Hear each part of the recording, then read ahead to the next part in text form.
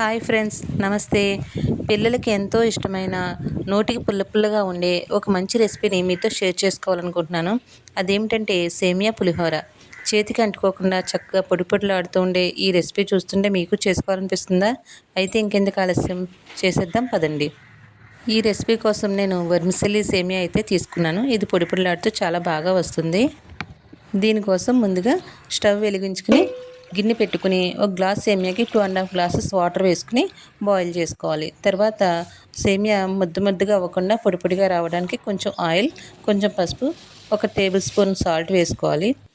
Water బాగా మరిగిన తర్వాత మనం తీసుకున్న సేమియా వేసుకుని కొంచెం ఒక 5 మినిట్స్ బాయిల్ చేసుకోవాలి. మరీ ఉడకకుండా సెమీ కుక్ చేసుకోవాలండి. ఒక 5 మినిట్స్ ఉడికిన తర్వాత స్టవ్ ఆఫ్ చేసి ఒక స్ట్రైనర్లోకి తీసుకోవాలి. కొంచెం కోల్డ్ వాటర్ కూడా వేసుకుంటే సేమియా అనేది అంటుకోకుండా పొడి పొడిలాడుతూ వస్తుంది. తర్వాత ఒక ప్లేట్లో వేసుకుని ఫ్యాన్ కింద మనం ఆరబెట్టుకోవాలి. నెక్స్ట్ ఈ సేమియా పులిహోరకి పులిహోర పోపు రెడీ చేసుకోవాలి.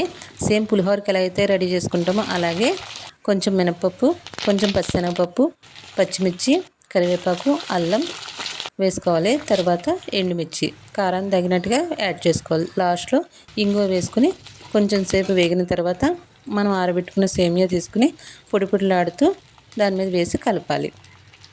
పులిహోర అంటేనే పులుపు ఉండాలి కదండి. అందుకోసం నేను 2 నిమ్మకాయలు తీసుకుని చక్కగా పిండిన తర్వాత దానిలోకి ఒక టేబుల్ స్పూన్ సాల్ట్ తీసుకుని బాగా కలుపుకోవాలి. ఇలా కలిపిన మిశ్రమాన్ని మనం తయారు చేసి పెట్టుకున్న సేమియాలో అయితే యాడ్ చేసుకోవాలి. బాగా చల్లారిన తర్వాత యాడ్ చేసుకోవాలండి.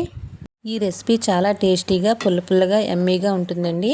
పిల్లలు చాలా ఇష్టపడి తింటూ ఉంటారు. ఈ రెసిపీ కనుక మీకు నచ్చినట్లయితే మీరు కూడా ఇంట్లో ట్రై చేయండి. నా వీడియోస్కి సపోర్ట్ చేయండి. Please like, share and subscribe. Thank you for watching.